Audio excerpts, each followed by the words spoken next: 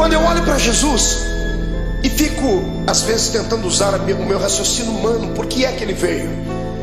Alguns pensam que ele veio à terra apenas para implantar mais uma religião. Não era isso. O mundo já tinha muitas religiões. Já haviam religiões perfeitas aos olhos do homem. Já haviam religiões cheias de legalismo. Já haviam religiões amparadas por um sistema filosófico de poetas, como eram os epicureus. Amados, já havia muitas e muitas igrejas na época. Então a pergunta continua: por que é que Jesus veio à terra? Ele não veio à terra simplesmente por vir, como cantava Raul Seixas em uma música onde ele apontava o dedo para o nosso Salvador e chamava Jesus de ridículo, dizendo que ele não era besta para dar uma de herói. Jesus não foi apenas um herói, não foi apenas um mártir. Ele não saiu do céu apenas para fabular e confabular uma história. Jesus deixou as regiões celestiais motivado por um sentimento nobre e perfeito. Ele foi motivado pelo amor. Ninguém entende mais de amor do que Deus. Por isso a Bíblia diz que o amor de Deus foi pleno, porque Ele amou o mundo de tal maneira que deu o seu Filho unigênito, para que todo aquele que nele crê não pereça, mas tenha a vida eterna. Tentando indagar a Deus, fiz isso algumas vezes, perguntando então por que é que Jesus veio à terra. Por que o Senhor não poderia usar outras pessoas para que isso acontecesse? O Senhor me disse: você não leu a Bíblia direito, porque desde o Gênesis eu tenho levantado homens para serem exemplos, mas todos eles têm fracassado. Os homens tentaram, sacerdotes tentaram, reis tentaram, profetas tentaram, mas não conseguiram vocacionar o coração do homem para servir a Deus. Era necessário um sacrifício de um animal anualmente para que o perdão do pecado viesse sobre os seres humanos e eles não fossem condenados e não descessem à morte e estivessem aprisionados por Satanás. Desde o Gênesis até o começo do Novo Testamento, nós temos uma série de dimensões históricas onde Deus tentou confabular com o homem a sua história, ensinar a eles um pouquinho da sua graça, e os homens não pareciam entender. Foi então que Deus teve uma atitude divina. Só alguém que é divino faria isso. A minha Bíblia diz na boca de Paulo que ele, mesmo sendo Deus, não teve por usurpação ser igual a Deus. Antes aniquilou a sua forma divina e desceu na terra e se fez carne. Aqui começa o mistério da minha vida e da sua. Aqui começa uma das explicações para as grandes perguntas da vida, das crises existenciais, que nem Freud conseguiu explicar. Por que é que estamos aqui? Todos nós fazemos parte de um plano majestoso e maior, de um plano que não nasceu na mente de homens, nasceu na mente do Todo-Poderoso Deus. No meio do caminho houve percalços, houve bloqueios, e Deus então, para reconstruir a sua história, o seu plano original, Ele teve que sair do céu e vir ser um entre nós. A minha maior alegria como homem nesta terra, como pregador do Evangelho, não é ter viajado por mais de 40 países do mundo. A minha maior alegria não é passar pelas ruas das cidades e ver um crente me reconhecer, ou saber que Jesus me deu um ministério abençoado. Não, a minha maior alegria se consiste nisso, em saber que eu tenho alguém lá em cima no céu, que para poder entender as minhas fraquezas e falhas, teve que sair de lá e vir experimentar um pouquinho desta vida triste e pequenina dos mortais. Amados, para que eu e você não fôssemos destruídos, destituídos, amassados e jogados dentro de um buraco, Jesus teve que sair lá de cima para tentar compreender a nossa falibilidade. Eu falo isso com propriedade, porque o Deus que está acima do céu nunca pecou, nunca sentiu dor, nunca foi desprezado a ponto de sentir náuseas e vontade de morrer enquanto estava lá em cima no céu. Eu penso que o próprio Deus falava com o Filho e com o Espírito Santo lá em cima, dizendo: por que será que esta raça humana não conseguem ser aquilo que eu quero que eles sejam? Se você pegar o Velho Testamento e ver o pensamento de Deus, se você torcer as páginas do Velho Testamento, vão sangrar, porque o Senhor havia ditado a sua lei. O homem que não pudesse caminhar junto com ele era logo destituído. O homem que não pudesse ser santo era logo morto. Veja o Deus do Velho Testamento trabalhando vivendo, abrindo a terra, engolindo homens. Por que é que Deus trazia morte e o terror sobre o seu povo? Pensava ele que aqueles que permanecessem vivos, olhando aqueles que foram punidos, se converteriam, seriam mais santos, seriam mais produtivos. E Deus via que, pelo contrário, aquilo parece que trazia, ao invés de temor, trazia ira no coração dos seres humanos. E alguns, por pura rebeldia, tratavam logo de desmerecer a Deus e de serem inimigos dele. O Deus do Velho Testamento tentou, ele fez de tudo que estava na sua mão para fazer, e até o ponto dele chegar no céu, sentado no trono, e dar um grito sobre aquilo que Isaías escreveu no seu livro, gritando bem alto: e agora? A quem eu enviarei? E agora quem há de ir por nós? Porque na terra não tinha ninguém justo o suficiente. Os homens não aceitaram o Deus Jeová, aquele que quando vinha em cima de uma nuvem, fazia tremer os montes, fazia os seus relâmpagos engrandecer o coração dos homens, e os homens não aceitaram. Então o Senhor está no céu, tentando encontrar uma nova maneira de atuar, e a maneira foi aquela mais talvez não pensada, mas que chegou a chocar o próprio Deus. O seu filho, sentado à sua direita, se levanta e diz: Pai, está chegando a hora então de nós tomarmos uma atitude divina, está na hora de fazermos algo transcendental, está na hora de eu deixar o meu trono e virar homem de carne e ser um como eles são, para eu poder entender o que eles passam, para eu poder saber o que é que leva esses seres humanos a chorar, a sentir dores. Por que é que eles têm tanta facilidade em se curvar diante dos problemas? Por que é que eles ficam deprimidos? E é isso que Jesus faz. A transferência do céu para a terra não foi apenas um ato da legalidade divina, foi um ato imortal de Deus. Deus se fez carne para vir aqui entender a minha vida e a sua vida. O que eu acho mais lindo é que ele entendeu. Ele passou pelos mesmos vales que nós passamos, ele passou pelas mesmas sombras que nós passamos, e o mais importante, ele venceu. Ele deu para nós um exemplo dizendo: é possível passar pelo vale e se levantar lá na frente. É possível andar de cabeça baixa, mas daqui a pouco erguer a sua cabeça, porque o ser humano é imagem e semelhança de Deus. Eu não prego nessa noite para um público comum de derrotados, eu prego para homens e mulheres de carne e osso, mas que têm uma essência divina dentro deles. Eu olho para fora e vejo a embalagem, mas o conteúdo desses que me ouvem é um conteúdo transcendental. O Deus eterno que criou o universo pela força do seu poder e pelo poder da sua palavra o sustenta, habita dentro desse homem e desta mulher que está aí do seu lado. Quem acredita nisso, ergue a mão para cima e glorifique a Deus.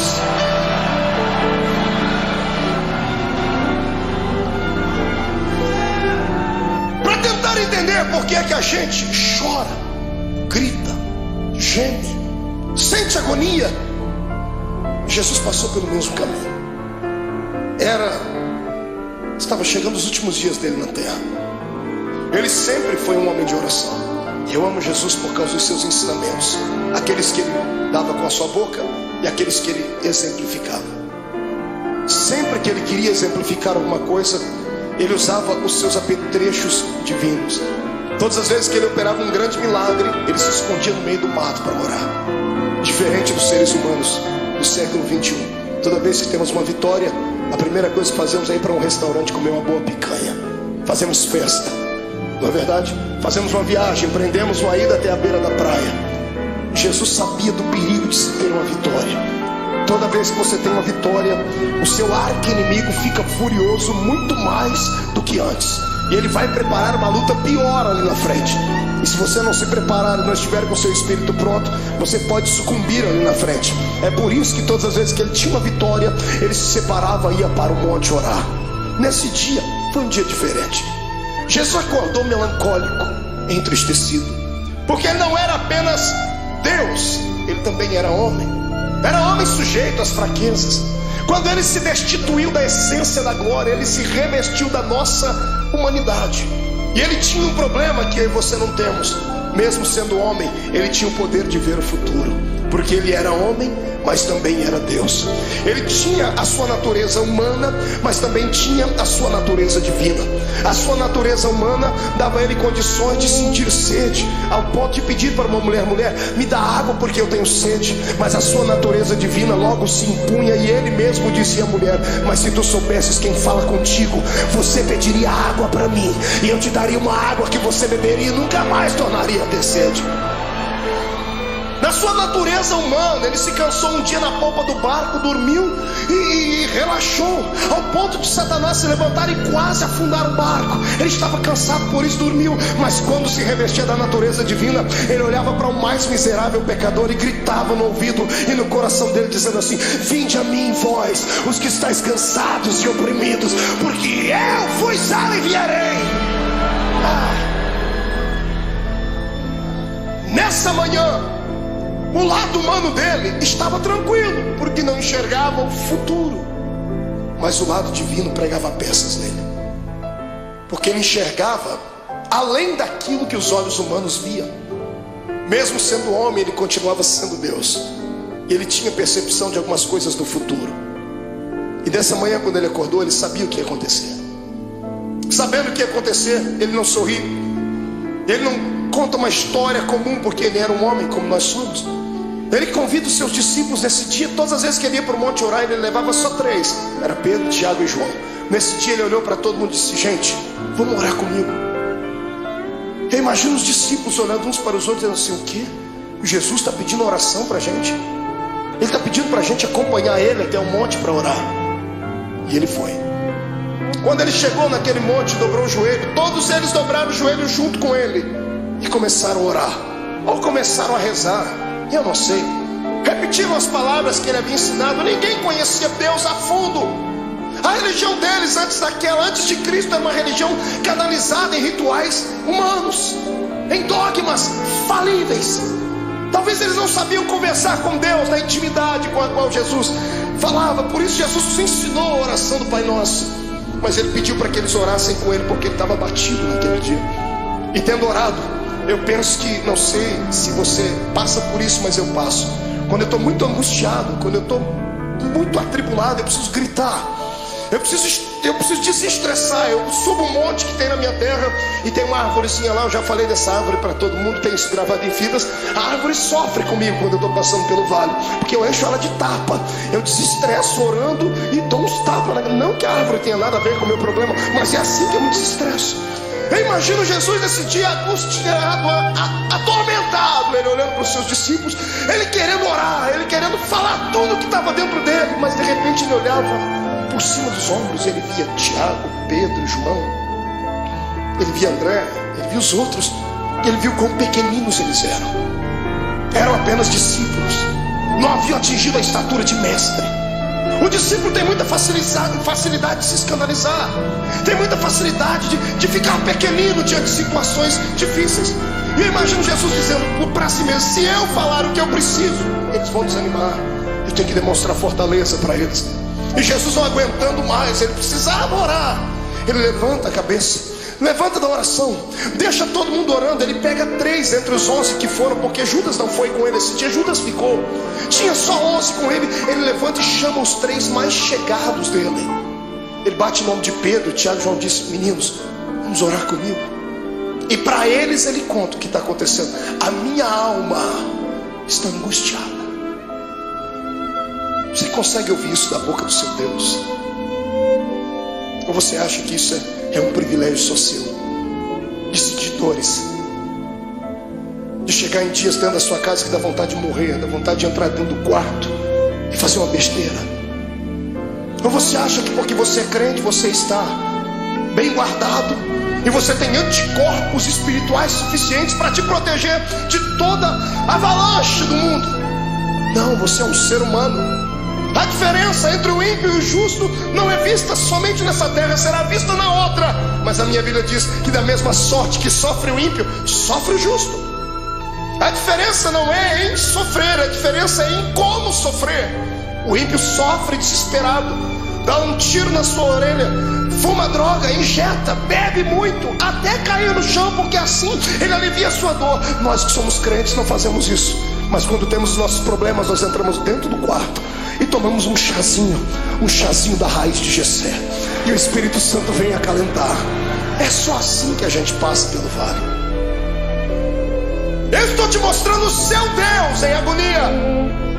É bonito falar do Jesus andando em cima das águas. É lindo falar sobre ele multiplicando os pães. É poderoso falar sobre ele se transcendendo no Monte Tabor diante dos seus discípulos e falando com Moisés e Elias. É lindo ver o nosso Senhor abrir os olhos dos cegos e dizer ao morto de 4 dias: sai para fora.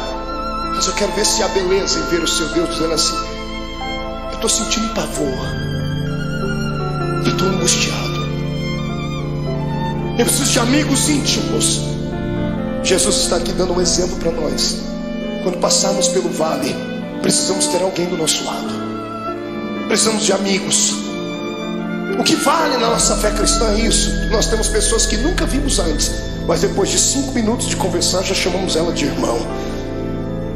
Eu sei que tem muitos aqui que são colegas, mas existem alguns amigos, poucos, mas são. Quando você passar pelo vale da sua alma, não passe sozinho. Não faça besteira. Peça para Jesus preparar alguém para que você possa desabafar, contar os seus problemas. Peça para ele colocar uma pessoa certa, não um traíra, não uma pessoa que vai abusar depois do seu problema e lhe chantagear. Peça para ele preparar alguém que tenha o mesmo espírito que você tenha e que te ame não pelo que você é, não pelo que você tem, mas por aquilo que Deus te fez. Jesus pega os seus melhores amigos e sobe com eles um pouquinho, diz assim: eu estou angustiado. E eles estão orando, e Jesus começa a orar, e ele começa a tremer, porque os olhos dele visualizavam aquilo que os olhos naturais não viam. De repente ele levanta e deixa os 3 e diz assim: gente, ora por mim, porque eu vou entrar aqui no meio desse mato agora, e eu vou rasgar minha alma. Eu imagino Pedro, Tiago e João olhando um para a cara do outro, dizendo assim: esse não é o nosso Cristo. Cadê o homem de Fortaleza que pega o chicote, espanca os homens que estão na beira do templo? Ele está melancólico, ele está entristecido, ele está fragilizado. Pedro, Tiago e João enxergam isso nele. E eu imagino eles olhando a figura de Jesus entrando dentro do horto, dentro do jardim, dentro do Getsemane. Interessante, era profético. A palavra Getsemane significa prensa do óleo. E ele, oliveira verdadeira, estava indo lá para ser prensado, para que o óleo do seu espírito viesse sobre a terra. Ele foi moído para que nós pudéssemos ser reconstruídos. Ele chorou naquele dia para que nós pudéssemos sorrir hoje aqui. Ele sentiu dores naquele dia para que as nossas dores fossem aliviadas. E é por isso que eu te convido agora a dar um belo glória a Deus, porque Ele merece tudo isso.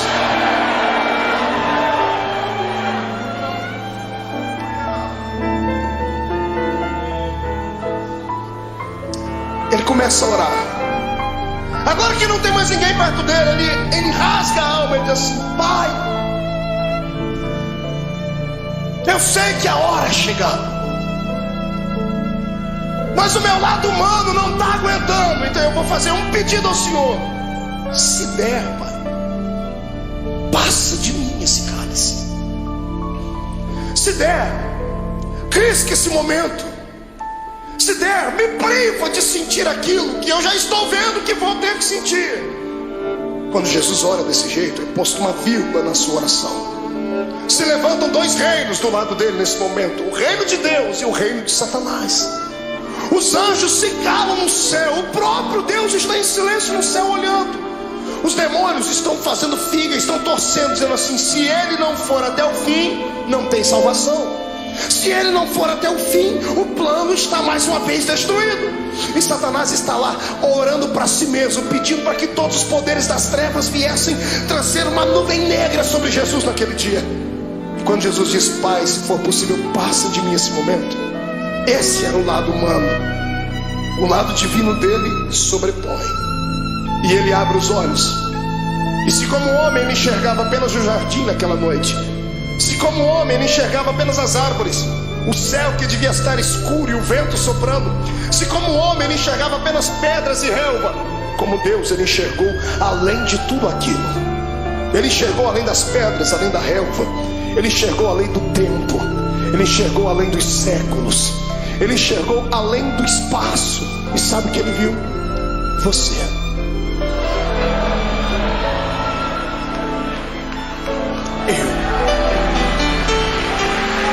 Ele enxergou você.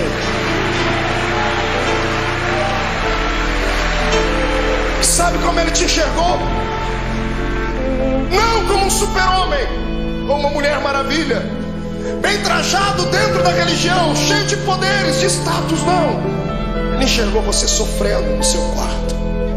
Ele enxergou você chorando pelas ruas de São Paulo, desempregado. Ele enxergou você no momento em que as pessoas mais te atormentaram, que os seus inimigos lhe perseguiram. Ele enxergou a sua alma rasgada e você gritando e sentindo dores. E ele sabia que você não ia conseguir passar pelo jardim do Getsêmani. Ele sabia que você ia tentar correr de lá. Então ele entrou no meio e disse assim: Pai, já que eles não vão dar conta de ir, eu vou no lugar deles. Ele se levanta e diz: todavia seja feita a sua vontade.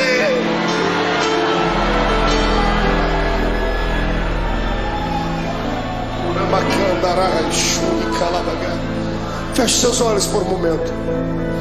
Eu sinto que a noite deste dia vai ser diferente.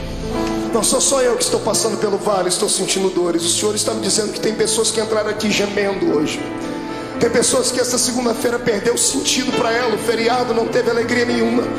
Tem gente aqui dentro que sequer conseguiu dar um glória a Deus. Não é porque não queria, é porque a sua alma está mais atormentada do que tudo. Veio buscar aqui hoje, nessa noite, um escape. Tentou enxergar aqui uma luzinha no fundo do túnel. Em nome de Jesus, como profeta do Deus vivo, eu profetizo que o tempo de cantar chegou. Os espíritos de tormento, os espíritos de acusação, os espíritos que provocam o seu espírito, te deixam abatido, chegaram até a porta do templo, mas tiveram que voltar. Quando eu fiz a oração inicial, eles tiveram que recuar 5 quilômetros. E eu te dou uma palavra de Deus: eles não vão voltar. Você vai sair daqui hoje de cabeça erguida, sorridente, alegre, de paz, cheio de Deus. Vai entrar na rua da sua casa com a coroa da vitória. Você não é um derrotado, você não é mais um. Você nasceu para a vitória. Quem acredita nisso, adore ao Senhor.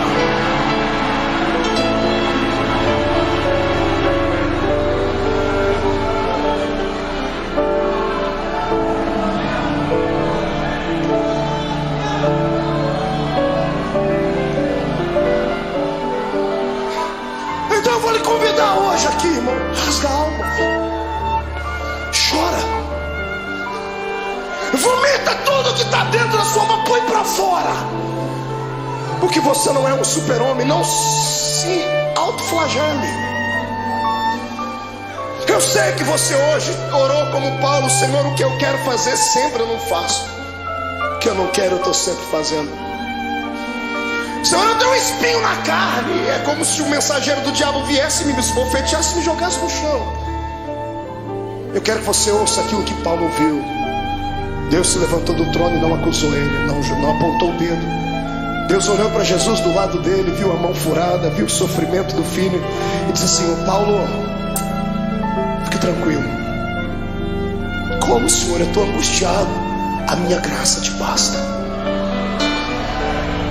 Senhor, não é o suficiente, então eu vou preencher agora. O meu poder se aperfeiçoa na sua fraqueza. A matemática de Deus é diferente. E eu profetizo que aqueles que entraram fracos aqui dentro hoje, Satanás não vai ter coragem de cruzar o seu caminho por pelo menos um mês. Eu profetizo em nome de Jesus que aqueles que entraram aqui entristecidos, chorosos, estão recebendo hoje o revestimento do Espírito. Vão sair daqui armados até os dentes. Eu digo aos demônios: caiam fora da vida dos servos de Deus, porque o poder do Senhor se manifesta. Direita para cima. Faça um carinho nas costas do seu irmão.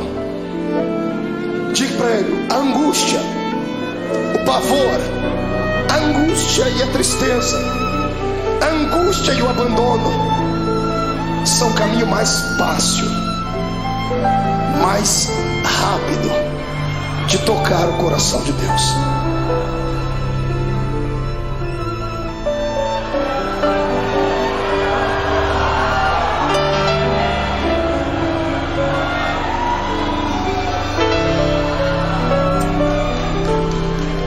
adversidade.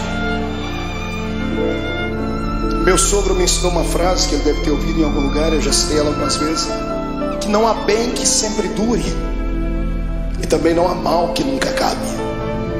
Tudo na vida tem um ponto de equilíbrio. A vida da gente é igual às 4 estações do ano. Alguns estão sorrindo do seu lado porque estão vivendo o verão na vida deles.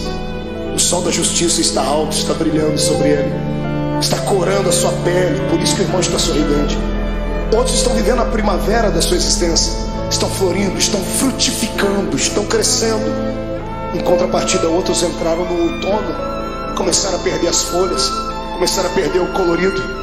E difícil saber que alguns entraram pelo caminho do inverno, estão sucumbindo, estão tendo que buscar água nas profundezas dos lençóis mais profundos da terra, estão tendo que se curvar diante de tudo. Mas a bênção é que tudo é um ciclo. Depois do inverno vai vir o verão de novo. Calma, é só um tempo. Na minha vida e na sua, tudo o que acontece, ou acontece porque Deus mandou, ou porque Ele permitiu. Satanás não tem esse poder que nós pensamos que ele tem de vir e manipular a nossa existência. Eu sou entregue a Cristo e você também. O mais fraco aqui entre nós é capaz de catar Satanás pelo chifre e esfregar o focinho dele no chão, porque ele não tem mais solução. Para mim e para você, por pior que seja o ato cometido, se puderes hoje inclinar não os joelhos em terra, mas sim o coração diante de Deus, o sangue de Jesus Cristo cobrirá todos os seus erros e você ficará mais salvo do que a alva-neve.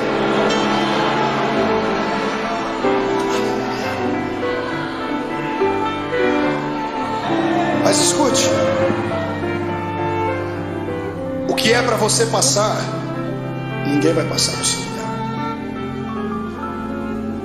E tem épocas na vida que a gente tem que passar sozinhos. Tem vale que não tem amigo íntimo, ninguém.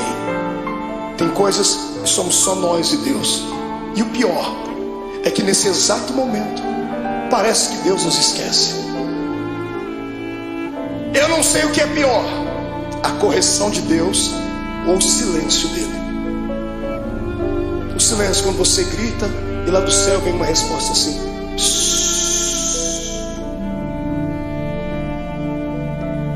Jesus estava sentindo assim aqui. A alma dele estava contrita. Ele chegou no ápice da vida de um ser humano. Ele levanta daquele horto tremendo, suando sangue. Eu fui estudar isso à luz da ciência. A ciência diz que é raro, mas é possível. Por que é que uma pessoa chega a transpirar sangue? A ciência diz que quando a pessoa está passando por uma agonia muito grande, o seu metabolismo fica todo alterado. 3 coisas podem acontecer. Primeiro, ela pode sofrer um infarto no miocárdio, porque a adrenalina correndo pelo seu corpo, o coração não dá conta de bombear todo, o sangue pode explodir. Segundo, quando a etapa do coração é vencida, as veias do cérebro não suportam, a pessoa pode sofrer um derrame.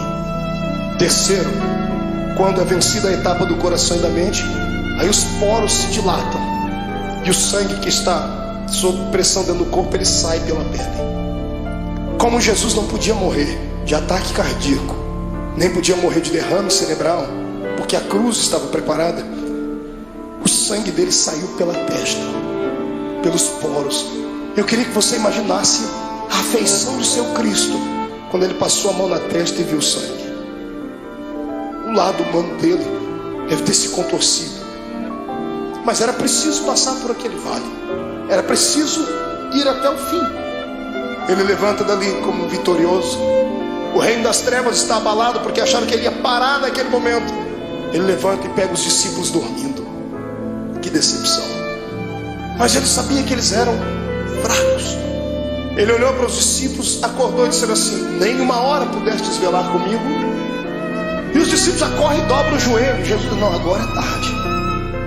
Eis que o Filho do Homem será entregue na mão dos pecadores. Quando ele acaba de fazer isso, eles ouvem passos de uma multidão de homens que vem vindo. Tochas acesas vêm iluminando o caminho deles, liderado por alguns homens da religião judaica. E no meio da multidão Jesus viu um rosto conhecido, o rosto de um dos seus discípulos. Esse discípulo vai dar um beijo em Jesus. E aqui eu começo a aprender com Jesus coisas lindas, coisas que nós não aprendemos com o ser humano. Quando Judas dá um beijo nele, Jesus era tão amável, ele acreditava tanto no poder que ele tinha de envolver as pessoas, ele tinha tanta pena da alma do ser humano, que quando Judas lhe beijou, ele já sabia o motivo. Ele poderia ter expulsado Judas. Imagine você sabendo que uma pessoa que com um beijo ela vai lhe levar à morte. O que você faria? Esmurraria ela? Arrancaria a cabeça dela? O que é que você faria? Pois Jesus olhou para ele depois do beijo e disse assim: amigo. Jesus não era hipócrita, nem falso. Mesmo Judas traindo ele, disse: você ainda é meu amigo. Essa palavra vem de encontro àqueles que durante essa semana traíram Deus. Traíram Deus com seus atos, traíram Deus com suas palavras, negaram Jesus com seus feitos. Porque eu creio que eu não estou pregando aqui para uma assembleia de homens puros e mulheres purificadas. Porque se todos aqui fossem santos à estatura que pensam, não estariam sentados nesse banco, estariam voando com os anjos aqui. Eu sei que estou pregando aqui para gente que passou pelo vale, porque o meu Deus não fala com quem está ausente, Ele fala com quem está presente. Mas Jesus manda dizer que Ele está apaixonado pela sua fé, está apaixonado pela sua coragem. Você caiu, veio aqui se arrastando com a boca no pó, mas crendo no que está escrito, que o justo pode cair até 7 vezes, mas o Deus que Ele serve, de todas elas o colocará de pé.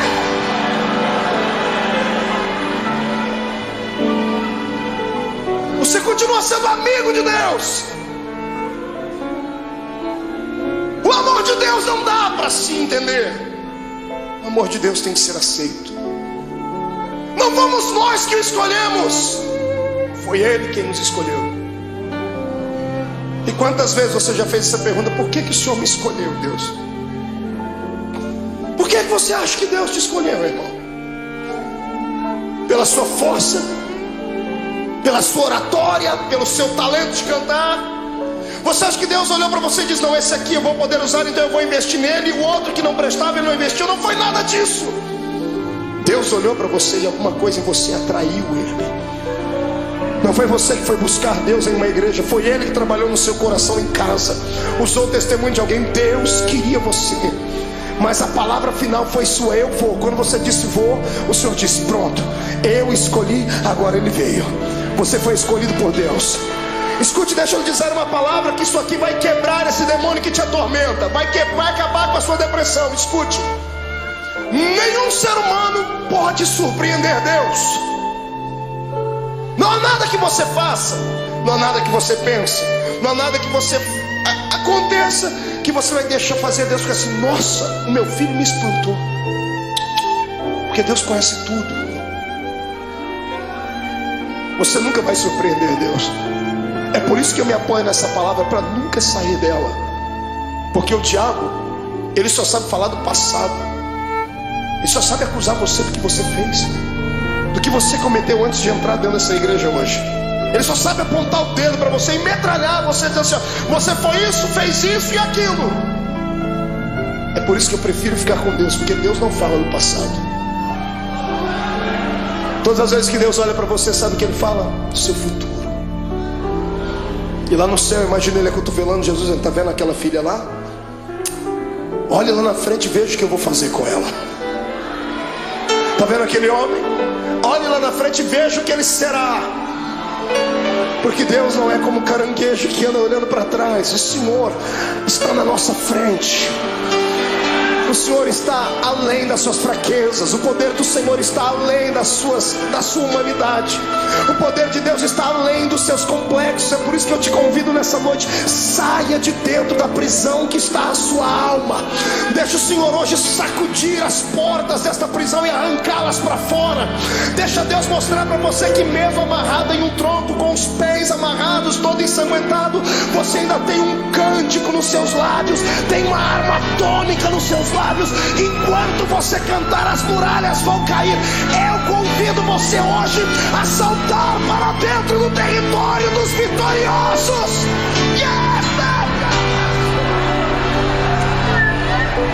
Adore o seu Deus.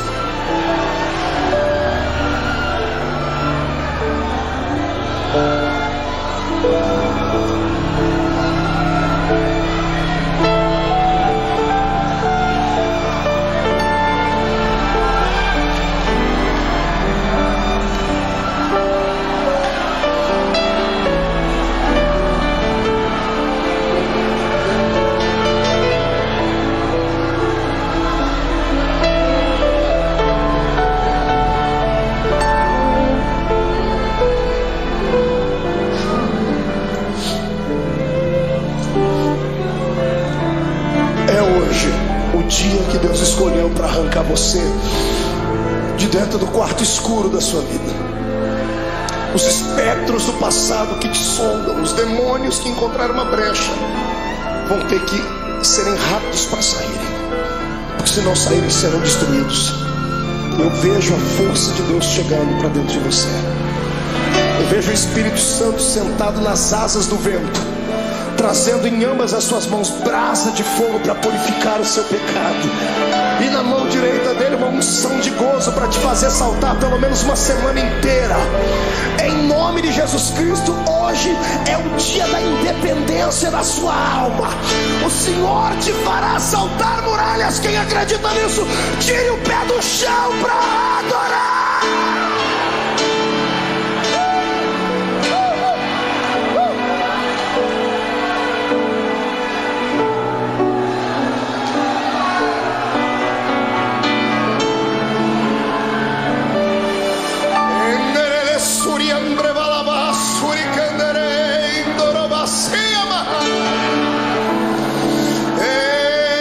Adore a Deus, cante um hino de vitória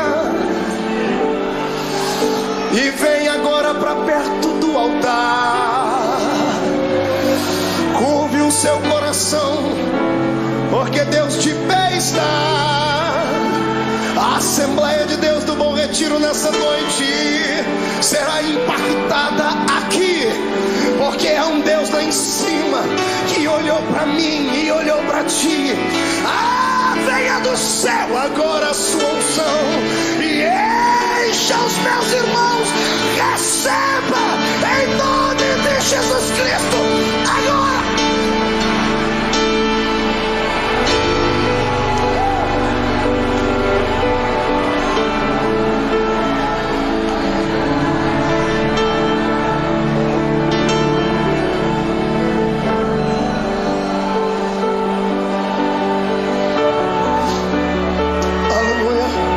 Sente um pouquinho. Olhe para cá.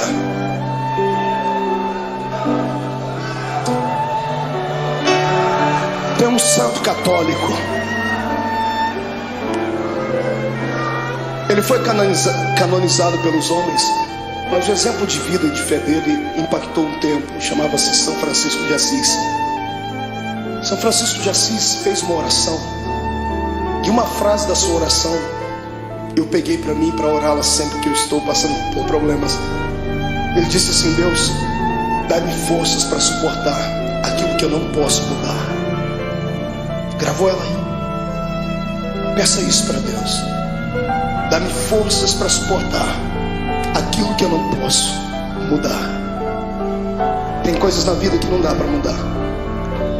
O filho que foi embora não volta mais. A doença que dizimou parte do corpo não tem como retroceder. O abandono, a tristeza, muitas vezes não tem como retroceder.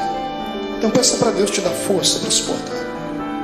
O que importa é em como enfrentar esse dia de dificuldade. É em como você vai enxergar o seu jardim.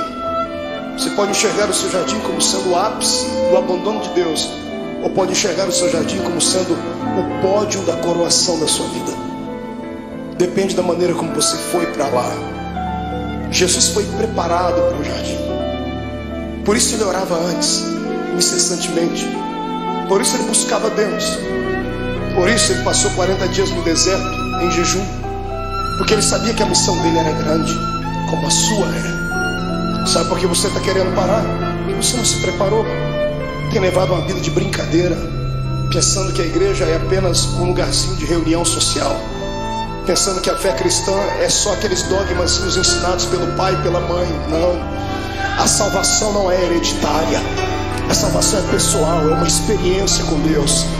Busque a sua experiência nessa noite. O Senhor transmutará esse coração de pedra num coração de carne, trará alegria para dentro da sua vida, e você vai ter força para viver. Lá está ele. Olha o Senhor Jesus sendo preso. Quando os homens vêm prender ele tinha passado uma noite de oração. Às vezes eu tenho pena, entre aspas, dos demônios, porque eles vêm atormentar quando a gente está fraco na carne, mas o espírito está forte. Os homens chegam e Jesus pergunta para eles: a quem buscais? E eles dizem: a Jesus. Naquele momento ele não falou como homem, ele falou como o Deus lá do Êxodo. Ele olhou para eles assim: eu sou.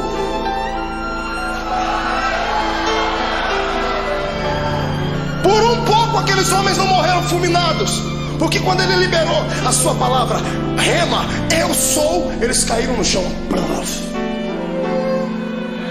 Qualquer preso sairia correndo, qualquer pessoa condenada sairia correndo, qualquer covarde sairia correndo. E eu não duvido que os discípulos iam pegar na mão dele: Jesus, aproveita o momento e foge. E ao invés de ir para a direção contrária, ele vai e ajuda as pessoas a ficar de pé. Você consegue imaginar Jesus pegando? Imagina ele falando: I'm sorry, desculpe. Em vez de falar como homem, eu falei como Deus. Foi só um momento, eu estou aqui, pode me prender.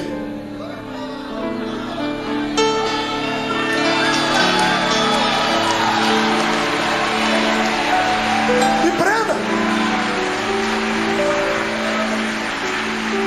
Eu imagino que os próprios soldados que foram prender Jesus se assustaram. O quê? Me prenda, eu estou preparado.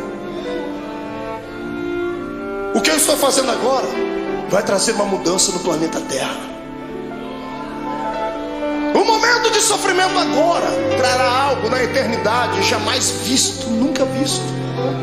Se o grão de trigo não morrer, ele vai viver para sempre na solidão. Mas quando ele morre, ele gera outros. Eles podem não amar-me suficiente, podem não ter orado comigo à noite, podem ter me negado, podem ter me vendido, mas eu os amo. Aleluia. O amor de Deus é o amor ágape. Você já conhece isso, é cartilha dos crentes. Amor eros, amor filos e o amor ágape. Amor eros é de homem para uma mulher, o amor filos é de mãe para filho, filho para pai. O amor ágape, o amor de Deus, o amor puro. É o amor que se ama sem esperar nada em troca. É o amor que Paulo falou lá na sua epístola aos Coríntios 13. É o amor que tudo suporta. É por isso que Jesus está te segurando. Aleluia. Eu dizia a um amigo hoje que eu descobri depois de muito tempo por que é que o ser humano não deve pecar. O ser humano não deve pecar simplesmente porque existem leis na Bíblia dizendo que ele não deve pecar. Deus não odeia você porque você peca. Deus não quer te destruir quando você erra, não é isso. É que Deus é Pai. E Deus sabe que todas as vezes que você peca e erra, você se arrebenta.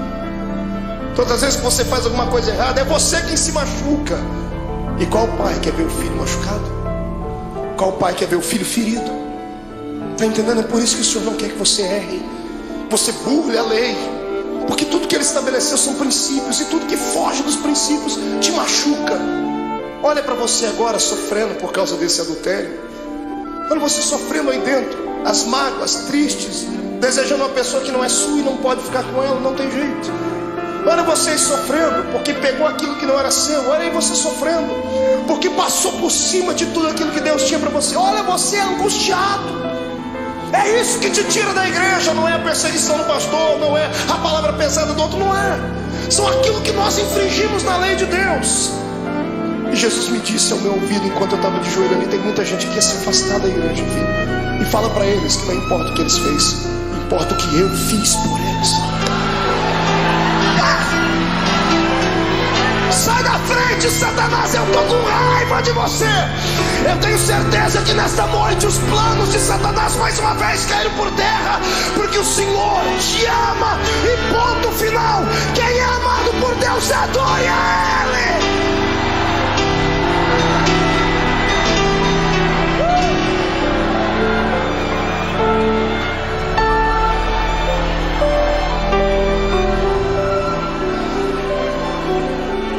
Filhos, a rejeição, a cruz, a agonia, vocês não vão suportar, eu suporto por vocês.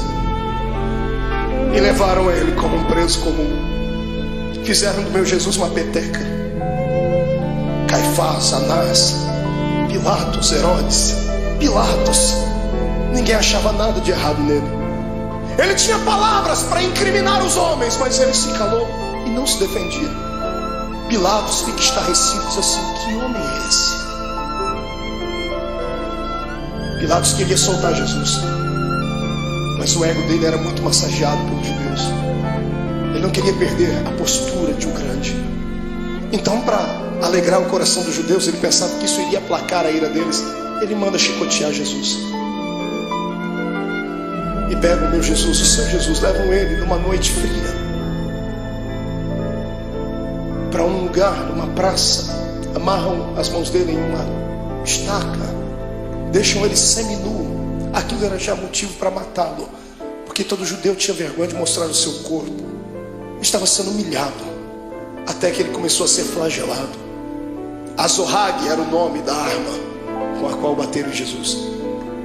12 tiras de couro, na ponta de cada tira um osso de carneiro quebrado ou limalha de ferro. Cada vez que o carrasco batia nas costas do meu Jesus, 12 buracos ficavam nas costas dele. Paulo disse: assim como meu mestre, eu tomei uma quarentena de açoites menos uma. Foram 39 chicotadas daquela, mais de 460 cortes nas costas. O corpo não aguenta. Depois da 10ª chicotada ele já estava pendurado. Ele poderia ter gritado, ele poderia ter aliviado um pouquinho da dor, porque quando gritamos, por um momento, há um bloqueio no cérebro e a dor passa instantâneo, por momentos, mas passa. Se ele gritasse, ele teria sentido menos dor, mas ele não gritou. Ele aguentou calado, porque sabia que você não ia aguentar. Sabia que eu não ia aguentar. Eu também, irmão, eu também. Eu também.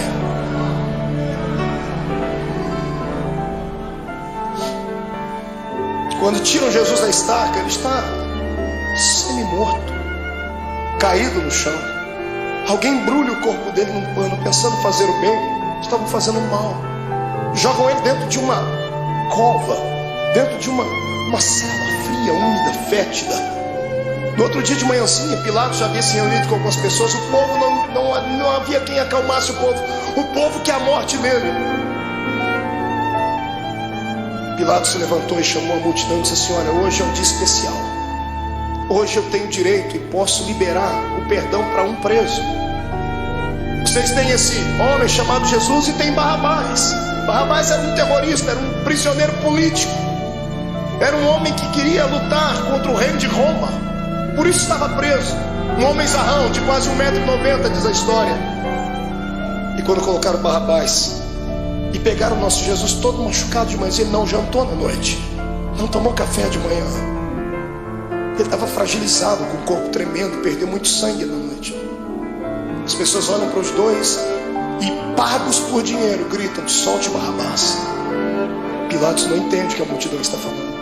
Ele vai, lava as suas mãos, diz assim: bom, que caia sobre a cabeça de vocês o sangue desse homem. Os soldados ficaram possessos por demônios. Agarram o meu Jesus e o seu, e o pano que estava coberto sobre o corpo de Jesus havia colado nas feridas que estavam nas costas dele. 400 cortes abertos, o pano colou a noite toda ali. O soldado arranca aquele pano com força, abrindo todas as feridas de uma só vez. Ele deve ter soltado um gemido muito forte. Para brincar com ele, porque alguém dizia que ele era o rei, fizeram uma coroa de espinhos. Cada espinho tinha pelo menos 9 a 10 centímetros de comprimento. Espinhos que eram capazes de perfurar uma madeira. E colocaram na cabeça do nosso Jesus. Colocaram uma capa vermelha sobre ele, bateram com uma cana na cabeça dele para que a coroa fincasse mais ainda. E alguém dizia: tu não és o rei? Eis aí a tua coroa. Pegam o patíbulo da cruz, a haste onde os braços dele foram presos e fixos, colocam nos ombros dele e ele sobe a via da crucifixão. A cruz não podia ser posta inteira nos ombros de um preso, porque ela pesava quase 140, 150 quilos. Ninguém daria conta de levar. Era só a parte principal. Jesus está subindo aquela travessia. Aquilo era um show, era um espetáculo que todos aguardavam.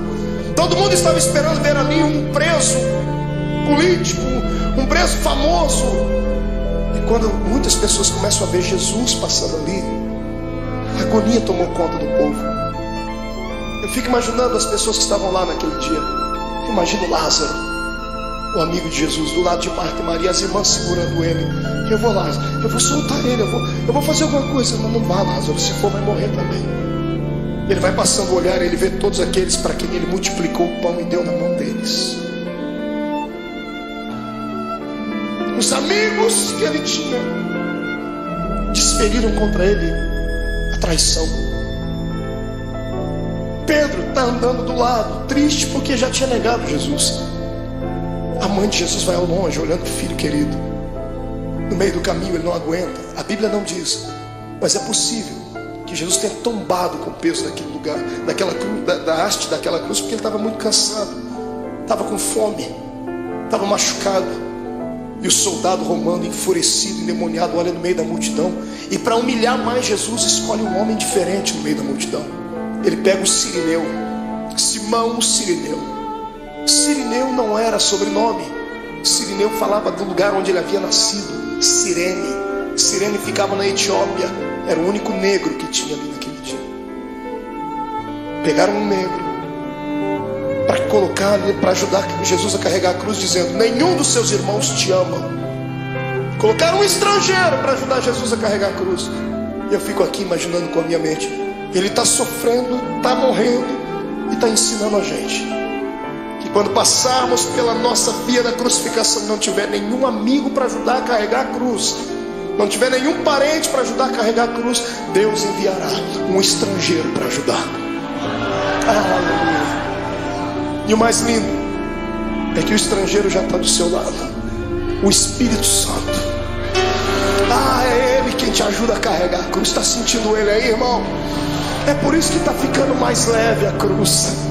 Eu não oro para que Jesus tire essa cruz dos seus ombros, mas eu peço para que Ele te dê força para carregar ela até o fim, porque vamos trocar as cruzes que nós temos por coroas do céu. Aleluia. Passe pelo vale dando glórias ao seu Deus.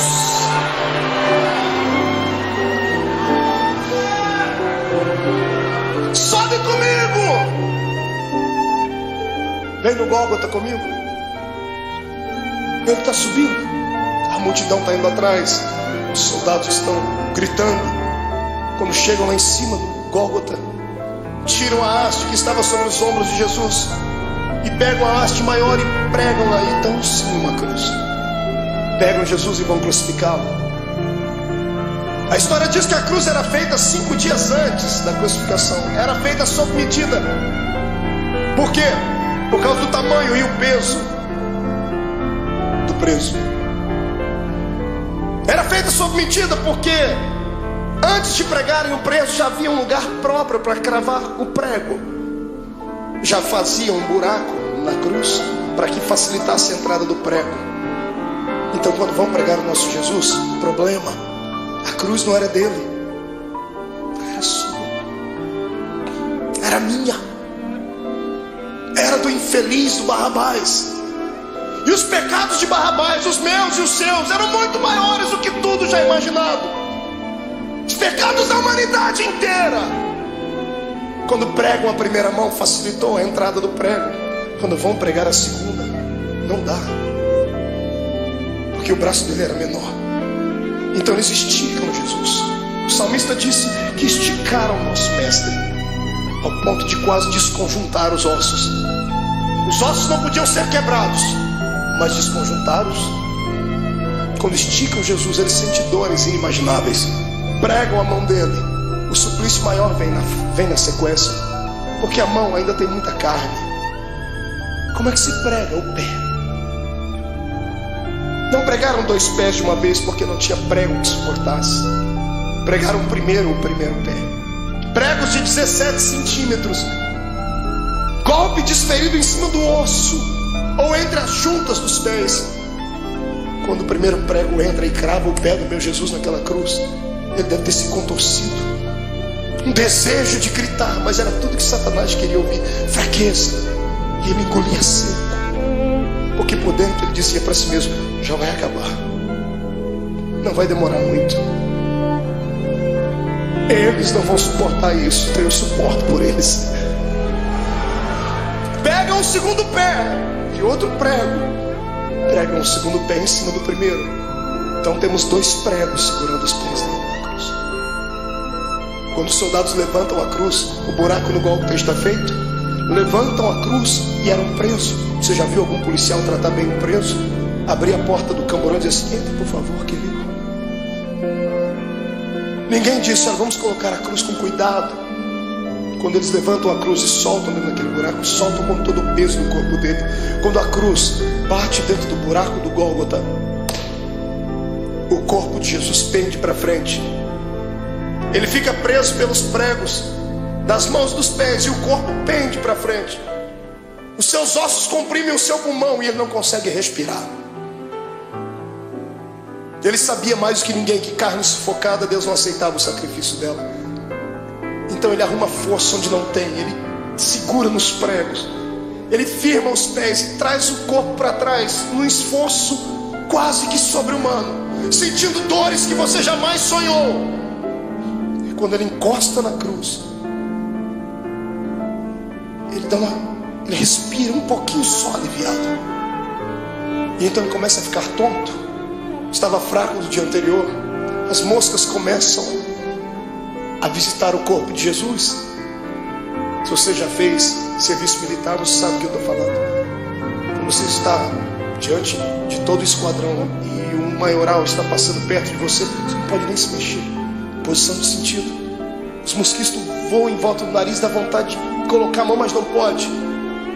Jesus estava ali, ensanguentado, suado, sentindo dores. As moscas estão voando sobre ele e ele não tem força nem para expulsá-las. Do lado dele é posto um bandido e do outro também. Quando ele olha para os 2 bandidos, eu penso que ele intercede pela alma deles. O da esquerda fica endemoniado. O diabo entra dentro do corpo dele e ele olha para Jesus e diz assim: oh, você não é o Deus? Você não é o Cristo? Você não é o Todo-Poderoso? Sai da cruz e tira a gente daqui, rapaz. Eu imagino a tristeza com que isso chegou no ouvido de Jesus. Pensa, você está morrendo por ele e ele está debochando de você. A dor daquilo deve ter sido maior do que a dor dos pregos, maior do que a dor do chicote, porque a dor do desprezo é maior do que tudo. Deus olhou do céu e disse: não, meu filho não vai ficar assim. O Espírito Santo entra no coração daquele bandido da direita. Vamos fazer um equilíbrio. O da direita fica cheio do Espírito Santo. Pregado na cruz, grita para o outro: pare de atormentar ele. Esse homem não fez nada, a gente está aqui porque merece, e ele não. O da direita estica o pescoço, porque Pilatos deu um presente para Jesus. Mandou colocar uma insígnia em cima da cruz: Rei dos Judeus. O preso estica o pescoço, e quando ele lê em cima da cruz Rei dos Judeus, ele abaixa a cabeça e sussurra: o Rei, Rei, ó Rei. Imagino Jesus levantando a cabeça, sentindo dor, dizendo: está falando comigo, rapaz? Estou. O Rei, lembra de mim quando entrar no seu reino. Aleluia. Eu imagino Jesus dizendo: eu penso, conjecturo, o que é, filho? Lembra de mim quando entrar no seu reino. Eu acredito que você é rei. Lembra de mim. Eu imagino Jesus dando um sorriso no meio do sangue, no meio da dor, e dizendo para si mesmo: valeu. Pelo menos um acreditou. Jesus olha para ele antes dele desfalecer e diz: moço, ainda hoje você vai cortar as faixas, vamos inaugurar o paraíso juntos. Eu e você, ainda hoje estarás comigo no paraíso.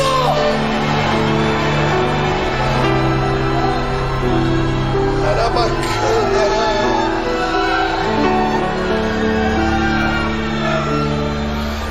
Incline a sua cabeça. Derramado em meu coração, não sei como agradecer-te. o que tu tens feito a mim.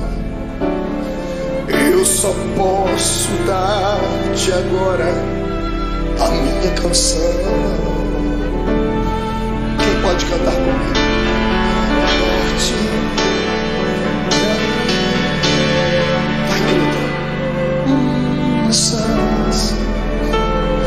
Graças, Senhor, graças, meu Senhor Jesus.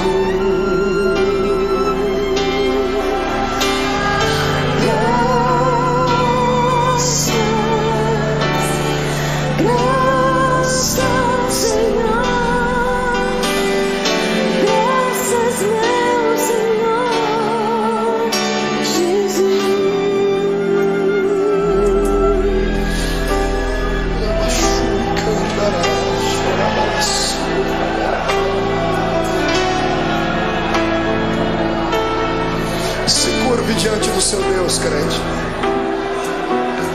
Até você que não gosta de dar glória a Deus não pode ficar em silêncio agora.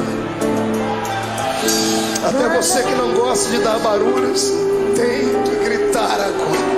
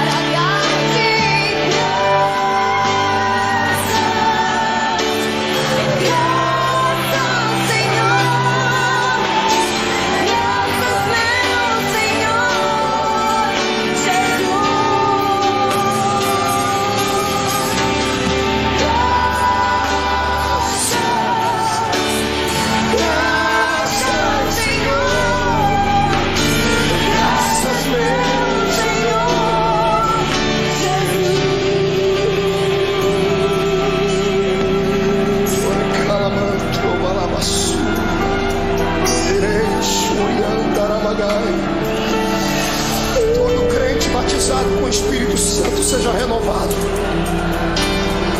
Todo crente que está envolvido pelo poder do sangue de Jesus Cristo seja renovado. Quem nunca orou em línguas, que seja batizado agora. Que este lugar comece a flamejar.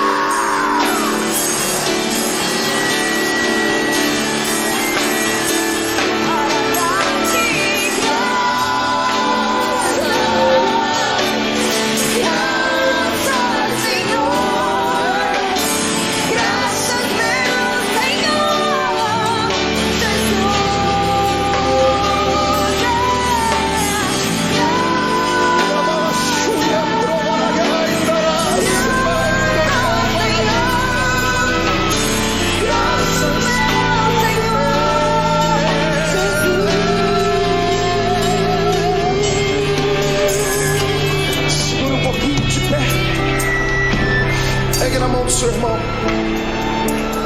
Oh Deus,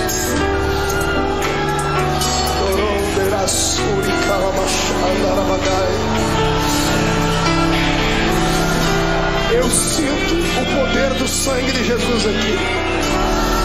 O Senhor está perdoando pecados nessa noite. Aleluia! Sai da frente, Satanás! Estamos em guerra!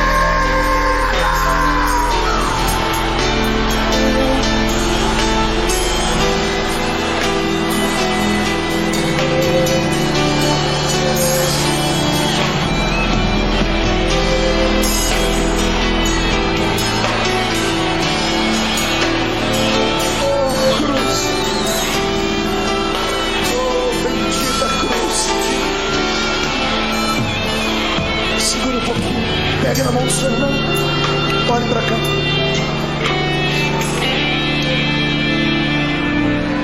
A agonia dele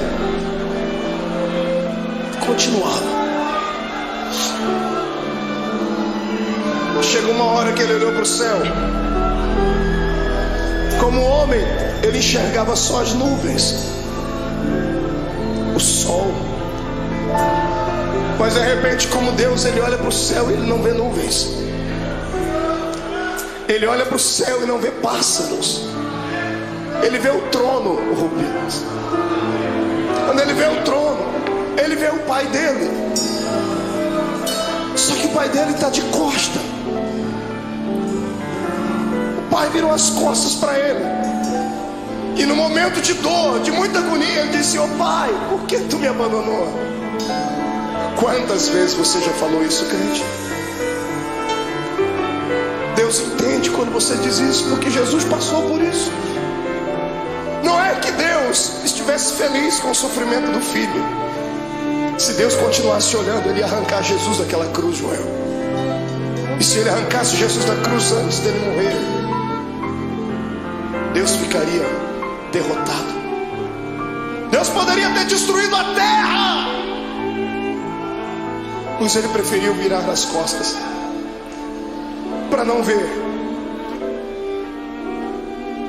E o lado humano de Jesus sentindo dores, mas o lado divino dentro dele dizendo assim: já está acabando, aguenta mais um pouquinho, segura.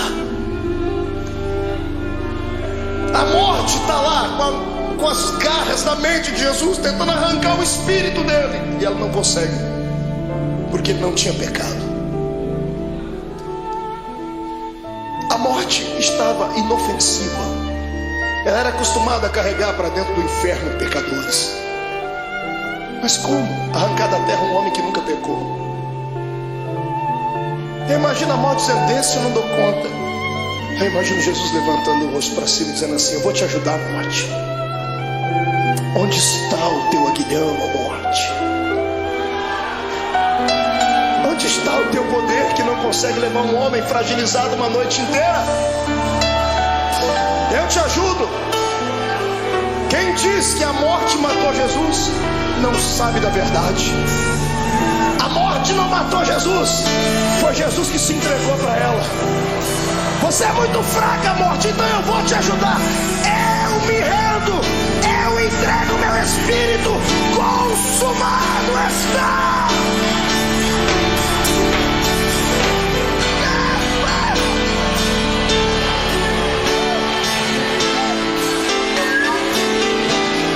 Este é o Cristo que tu serves.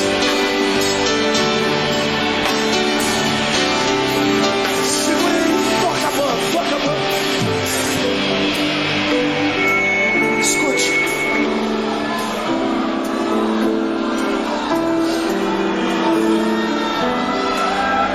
Segure só um pouquinho.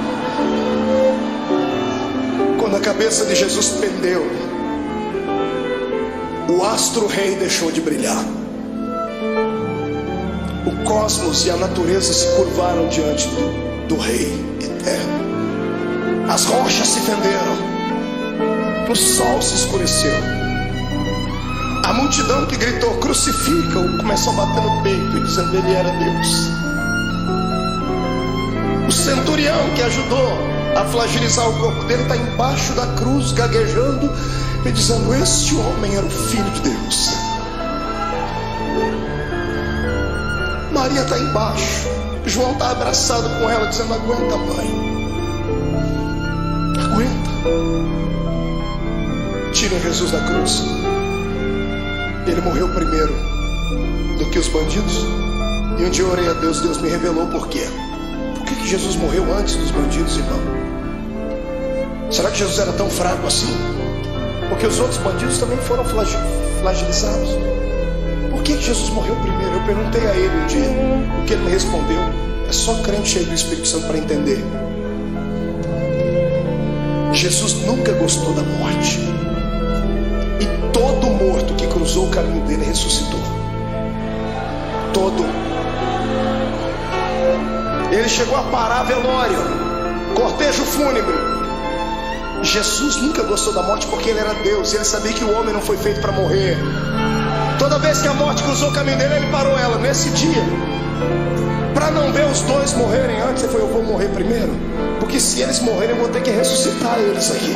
Perto de mim ninguém fica morto. Aleluia.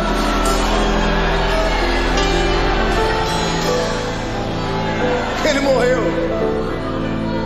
Morreu a carcaça. Quem morreu foi Jesus, o homem. Mas o Cristo que estava dentro dele não podia morrer, porque Deus é eterno. O Espírito do Cristo que estava dentro dele saiu pela boca. Quando o homem expira, seu espírito sai. Interessante é que ao invés de Jesus sair dali e ir até o céu, a Bíblia diz que ele foi às regiões mais baixas. Ele foi num lugar muito interessante que poucos crentes conhecem, pouca gente prega. A Bíblia diz que ele foi buscar um cativeiro. Já leu sobre isso na Bíblia?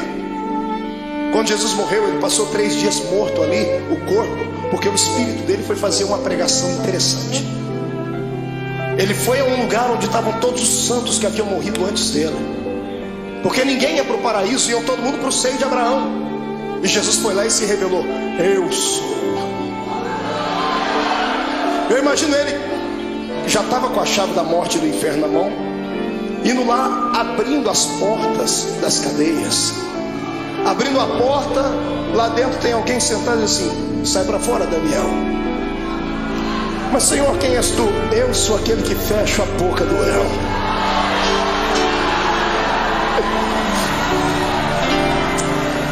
Sai para fora, Jeremias.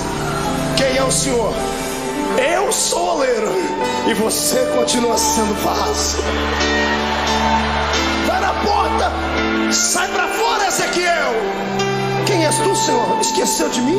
Eu sou aquele que mediu as águas para que você entrasse nelas. Águas de vida, águas que purificam, sou eu. Jesus vai na cela de um homem chamado Manoá. Quando ele abre a porta: sai para fora, Manoá. Senhor, quem és tu, Manoá? Você perguntou o meu nome quando eu fui anunciar o seu filho. Eu sou o maravilhoso, sou eu. Sai para fora, Davi. Quem és tu, Senhor? Eu sou o bom pastor que dá a vida pelas suas ovelhas. Sai para fora. Sai para fora, Ananias, Misael e Azarias. Senhor, quem és tu? Eu sou o 4º homem da fornalha de fogo. Sai para fora.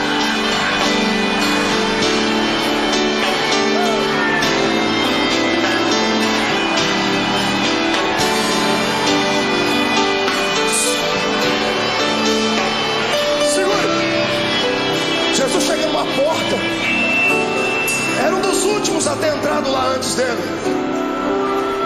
Ele abre a porta, está lá um sujeito de barba. Ele diz: João, sai para fora, João. Mas Senhor, quem és tu? João não me conhece? Imagina João olhando e dizendo: oh Senhor, desculpa. É que a última vez que eu lhe vi, o Senhor era um cordeiro. E agora eu vejo que tu és o leão. O leão da tribo de Judá.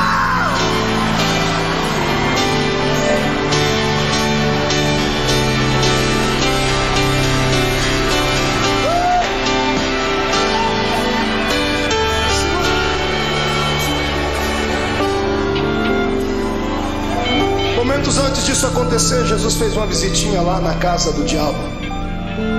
Tá todo mundo chorando aqui em cima, na terra, e tem um monte de demônio fazendo festa no inferno. A morte e o diabo dançando catira e forró.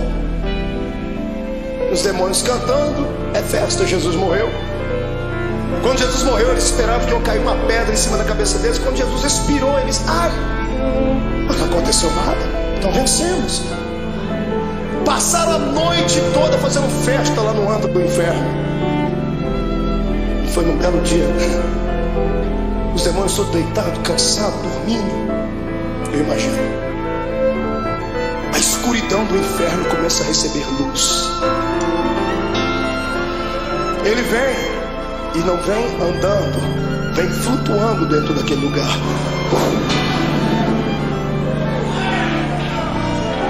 Quando a presença, a luz e o calor dele vai passando, demônios começam a gritar. Ai, tá queimando, é o sol. E alguém grita, mas é outro sol. É o sol da justiça que está entrando.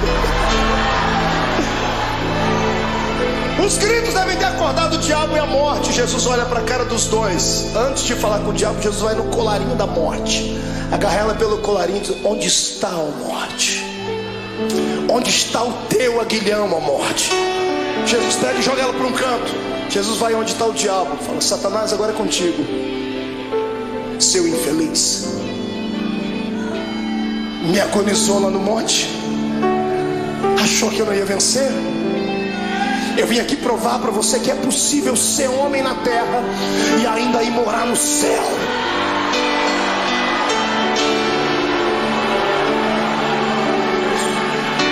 Eu imagino o diabo com as duas mãos aqui, Imagina Jesus, o que você está fazendo, cão? Não, é que aquela historinha lá de Gênesis 3:15, né? A semente da mulher vai esmagar a minha cabeça. Imagina Jesus dizendo, não, fica tranquilo, eu poderia fazer isso agora, mas não vou fazer. Não, o senhor é bonzinho, obrigado. Sou bonzinho? Me dê a chave da morte do inferno aqui. E Jesus vai saindo, eu imagino. E o diabo, mas e a cabeça e o pé, como é que fica? Calma, eu vou dar uma trégua por alguns momentos. Porque mesmo eu podendo esmagar a sua cabeça, eu não vou fazer isso agora, porque eu seria egoísta. Eu vou repartir isso com muita gente ainda. Eu imagino Jesus apontando o dedo dele, fica assim por enquanto, mas em breve, o Deus de paz esmagará Satanás embaixo dos nossos pés.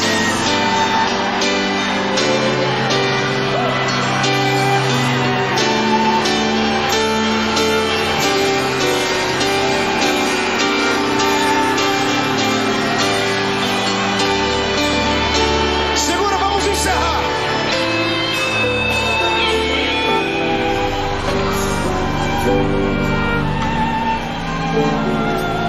Três dias depois, umas mulheres chorosas chegam na tumba de Jesus, levam perfume para embalsamar o corpo dele. Está todo mundo chorando pelos cantos. Quando elas chegam na tumba de José de Arimateia, que emprestou para Jesus, a pedra gigantesca estava removida. Desesperadas, elas pensam que alguém roubou o corpo de Jesus. Quando elas entram lá dentro, no meio de duas pedras tem dois homens de branco. Os homens estão sorrindo, um sorriso angelical. Um dia nós vamos vê-los. E as mulheres perguntam, onde puseram o nosso mestre? E os homens dão um grito para elas, mulheres, por que procurais entre os mortos aquele que vive? Ele não está mais aqui, ele já ressuscitou.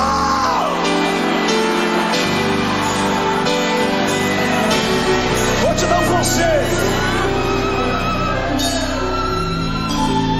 Passe a quinta-feira da angústia. Chegue na sexta-feira da crucificação e não se entrega. Segura, porque o domingo da ressurreição vai chegar. E Deus manda dizer que essa noite foi transformada